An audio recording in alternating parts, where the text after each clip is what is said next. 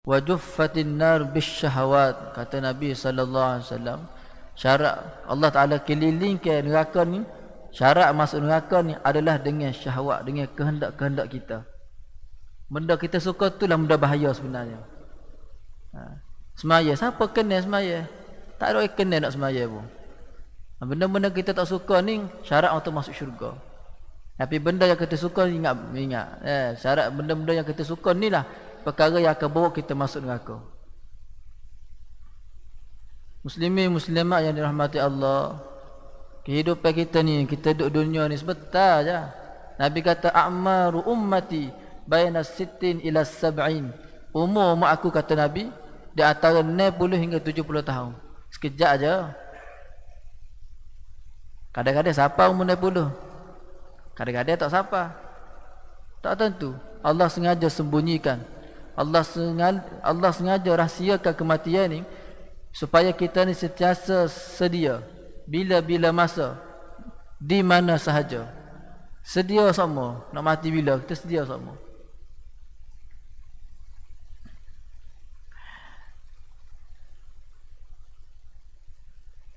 Sebab tu Allah rahsiakan kematian ni.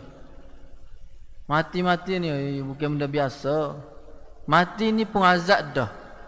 Tak nanti dalam kubur, tak nanti neraka. Mati ni pun azab dah. Nabi SAW sabda, kematian, kesakitan mati yang paling rendah sekali ni adalah seperti seekor kibas yang kecil, kemudian dicocok dengan lembing yang pendek, lembing yang tajam sebanyak 100 kali. Seekor kambing yang kecil dicocok dengan lembing yang tajam sebanyak 100 kali. Itulah kematian, kesakitan mati yang paling rendah sekali. Allahu Akbar. Bahkan Nabi kita sallallahu alaihi wasallam sendiri rasa sakit sampai dalam kubur, rasa sakit lagi. Nabi kata, kalaulah rasa sakit mati lagu ni, biarlah kesakitan semua umat aku ni biar aku tanggung. Sakit tak terhingga sakit. Allahu Akbar. Hari ni bila ada kematian berlaku tak, bila ada waris-waris kita mati, bila ada waris kita mati, ahli keluarga ni pun pakat menangis belaka, pakat tiap belaka, ayah mati dah, anak tiap, bini pun tiap, pakat tiap belaka. Hasan Basri kata apa? Hasan Basri rahimahullah ta'ala, seorang tabi'in, dia kata bila dah seseorang ni mati, kemudian waris dia pakat menangis belaka di rumah, maka malaikat Jibril, malaikat maut, malaikat Israel ni akan tunggu depan pintu, rumah. Duduk depan pintu rumah. Malaikat kata apa? Malaikat kata, aku tidak menghabiskan rezeki kamu, tapi kamu sendiri yang habiskan rezeki kamu.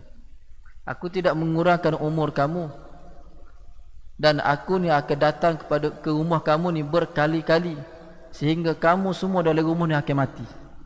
Malaikat Israel kata. Kata Hasan Basri rahimahullah ta'ala, kalaulah ahli rumah tadi, waris-waris dia semua tadi, dengar apa yang malaikat Israel kata tadi, nescaya pasti ahli rumah ni akan lupa si mati.